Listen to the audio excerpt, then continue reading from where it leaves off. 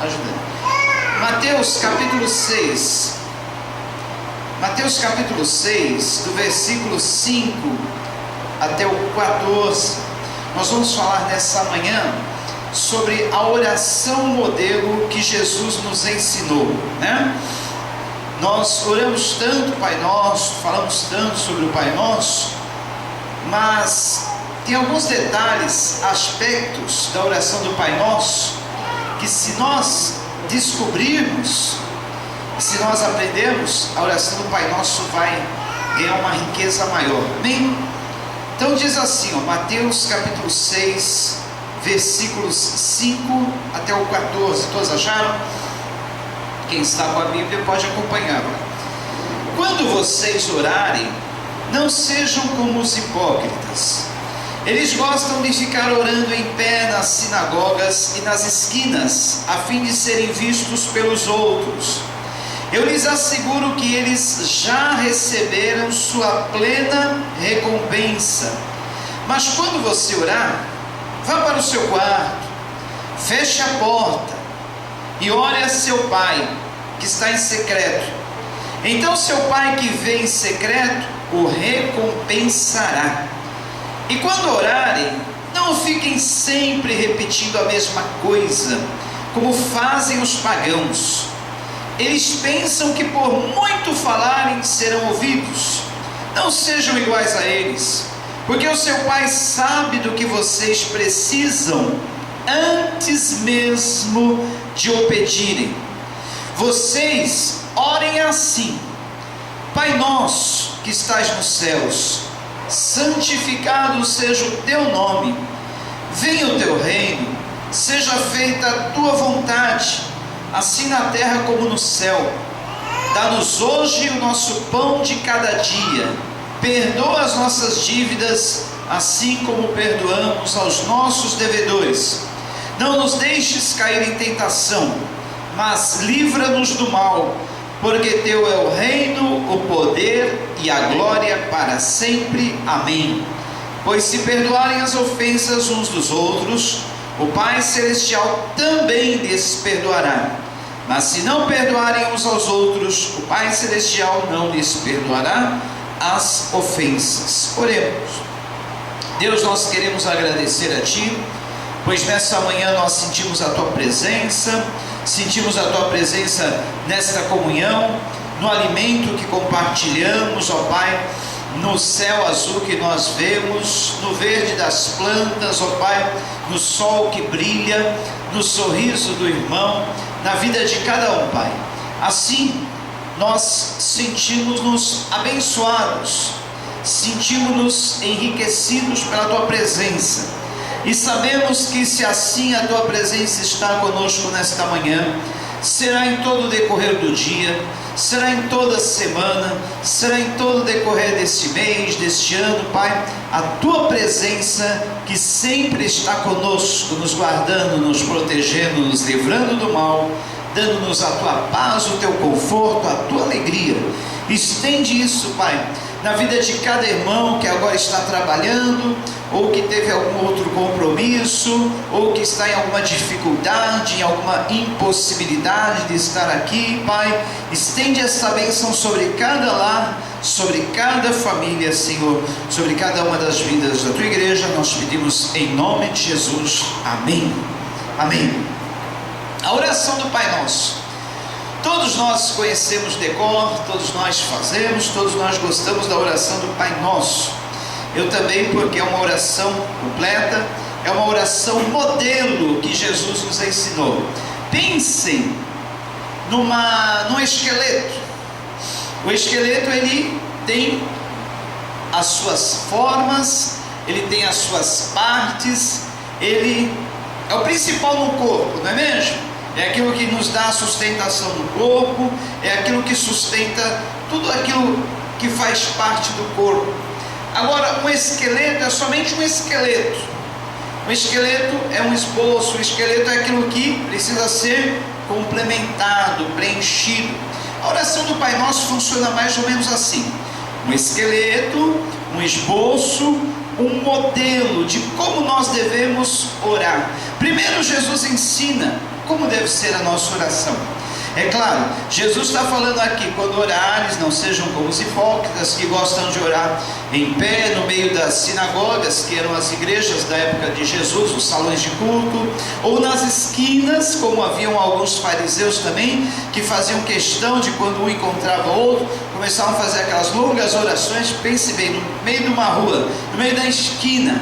Mas não era porque eles eram fervorosos, piedosos, eles estavam querendo atrair atenção para si, né? Nada impede, se eu encontrar uma pessoa na rua precisando de uma oração, eu fazer, mas desde que eu não esteja fazendo aquilo para ser visto pelos homens. É mais ou menos isso que Jesus está dizendo.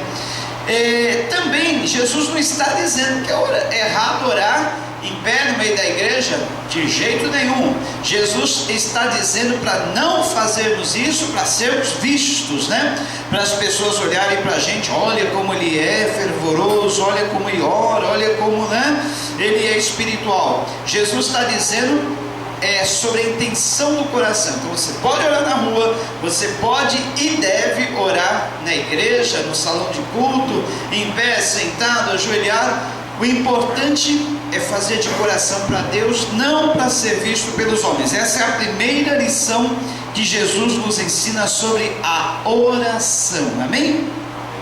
A segunda lição é para não haver repetições, como e ele cita os pagãos. Os pagãos da época do Senhor Jesus e dos tempos antigos, eles faziam mais ou menos aquela oração tipo terço. Já viu o terço, como é a oração do terço? Eu sempre faço, quando eu vou no cemitério fazer velório, né, a oração ali durante uma cerimônia fúnebre, eu fico vendo, às vezes eu entro numa salinha, na outra, eu fico vendo o que fazem algumas pessoas de algumas religiões. Eles têm um colarzinho, é o terço que chama, né? Quem já foi da religião sabe, né? E tem um monte de, contas, pedrinhas, não sei como é que chama aquilo, né? Contas, né? Eu não sei quantas tem num terço, quantas tem? Alguém sabe? Cada raça é 10 Pai Nosso, 10 Ave Maria, 50, 50, 60? porque é 40, 30, 40 na Aí tem que, cada vez que reza um Pai Nosso, uma Ave Maria e outras, tem que ir contando uma daquelas, até completar o colar tem que fazer toda a reza. É mais ou menos isso que Jesus está dizendo, que a oração não é uma vã repetição, que nem os pagãos dos dias de Jesus, tempos antigos, nem faziam. Eles também tinham esse costume, quando eles iam orar, eles citavam o nome de uma lista interminável de deuses. Eles tinham lá o Deus da chuva, o Deus do vento, o Deus do sol, o Deus da plantação, o Deus dos animais, o Deus da família, o Deus do cachorro, do gato, do papagaio. Aí eles iam, ó Deus não sei das quantas, ó Deus não faz isso, ó Deus não sei o que, ó Deus de tal. E eles iam repetindo a mesma oração para cada um dos deuses. Mais ou menos o que faz essa religião, né? Eles repetem uma mesma reza 10, 20 vezes, pensando o quê? Que é por muito falar que serão ouvidos. Se eu rezar 50 Pai Nosso, se eu rezar 50 Ave Maria, eu vou ser ouvido melhor do que se eu simplesmente fazer uma oraçãozinha assim de 1 ou 2 minutos. Jesus está dizendo, está errado. Não é pelo muito falar, mas é às vezes, antes mesmo de você falar, Jesus já sabe. Ele está dizendo aqui, olha, não precisa repetir muito, porque Jesus, o Deus já sabe, Deus Pai já sabe do que você precisa antes mesmo da palavra sair da sua boca. Eu não sei quantos aqui já tiveram essa experiência.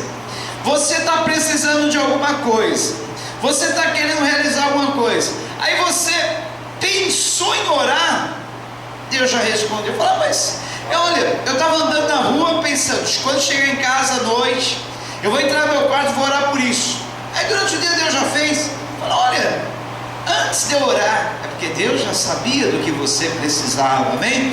Então isso quer dizer que não é preciso repetir, pedir. Existe, é claro, aquela oração de persistência, A Bíblia diz que Paulo tinha um espinho na carne, era um incômodo, um problema, uma aflição, uma situação angustiante que o perseguia. Paulo disse que orou 3 vezes para que Deus retirasse dele aquele espinho na carne, aquele problema, aquela dificuldade. Então existe aquela oração, e nem por isso Deus tirou. Continua ali. Mas a oração muitas vezes é uma oração persistente. Por exemplo, a mãe que ora pela salvação do filho, da filha, é uma oração de persistência. É claro que ela vai estar orando todo dia, vai estar pedindo, clamando, buscando, porque é uma coisa que não depende somente da oração dela, depende também da atitude, do querer do filho, da filha, amém? Outro exemplo, além de uma oração pela salvação, a oração para alguém, para libertar alguém de um problema, de uma dificuldade, um vício, aquela oração intercessória, ou seja, que você intercede por alguém, você acredita, você tem a fé no Senhor, mas você sabe que depende também da atitude, da ação da outra pessoa. Então você ora com persistência para que aquele coração, aquela vida esteja sendo quebrada, trabalhada pelo Senhor, amém? Então nós temos que saber que a oração, em primeiro lugar, a oração que mais produz resultado é aquela oração que você faz em secreto. Aqui a palavra de Deus diz que Deus em secreto o recompensará. Olha que palavra estimuladora para a nossa vida de oração. Você, quando orar, entra no teu quarto, fecha a porta. O quarto, na cultura judaica, era um dos poucos lugares da casa que tinha uma porta que podia ser fechada, era chamado de depósito.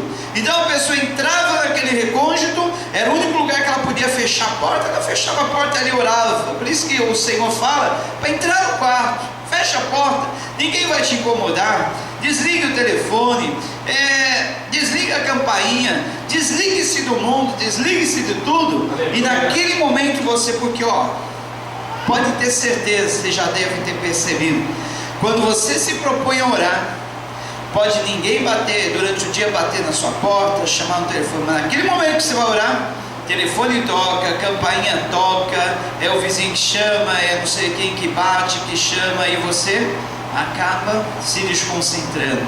Então, entre no teu quarto, fecha a porta, ore em secreto a seu pai, que em secreto te recompensará.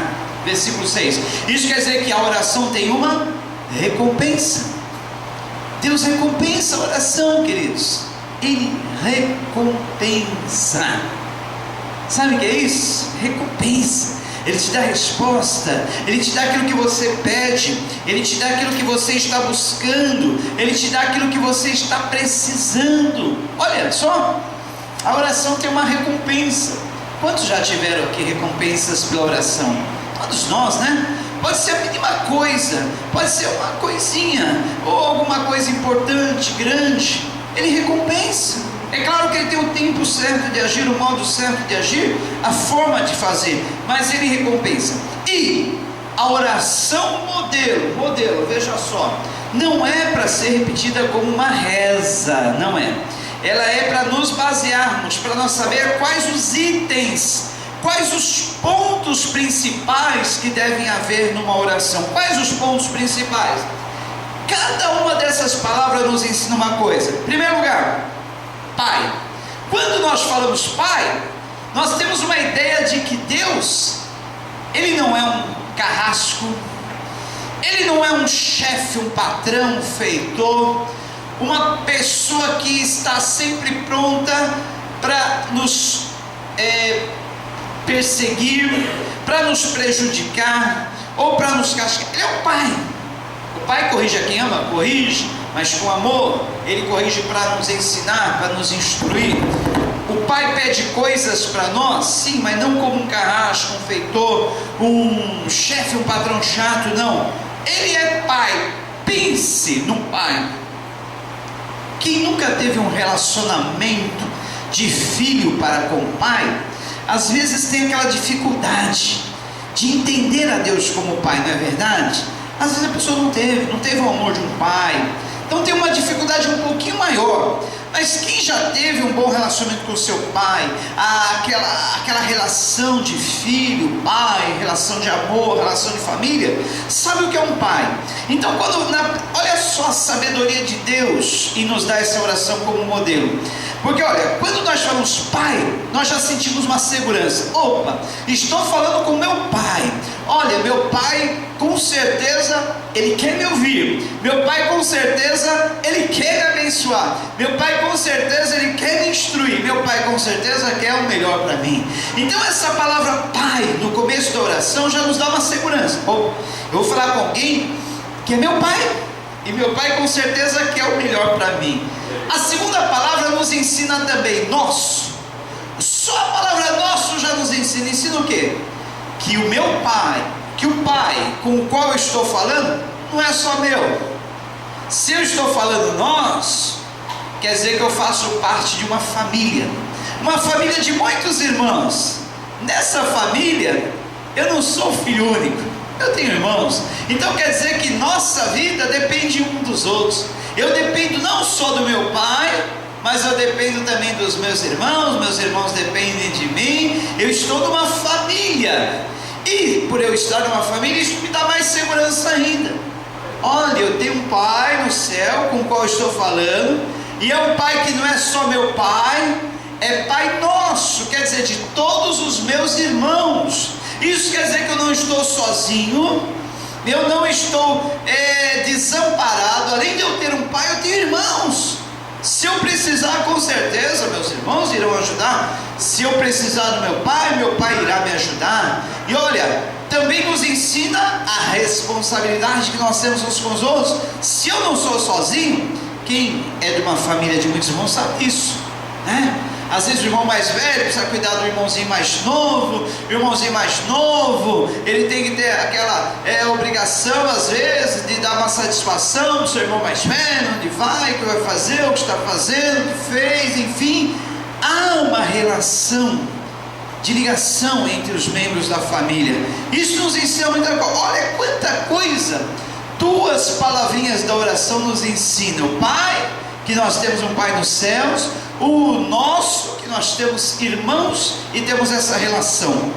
Agora a terceira frase: Pai nosso que estás nos céus. Olha, quando nós falamos que estás nos céus, nós temos a certeza que Deus está no pleno controle de tudo, que os céus são mais elevados do que a terra. O céu está numa dimensão superior. Dos céus Deus olha para os seus filhos na terra, Deus olha para toda a terra. Isso nos dá uma segurança que a terra não foi abandonada em vão, a terra não está girando ao léu, a terra tem alguém que está sob o controle dela. Nada passa desapercebido do controle de Deus. Gente, quando a gente vê aqueles vídeos que estão rolando aí pelo Face, pelo YouTube, cristãos, crianças sendo enterrados vivos, em alguns países onde o evangelho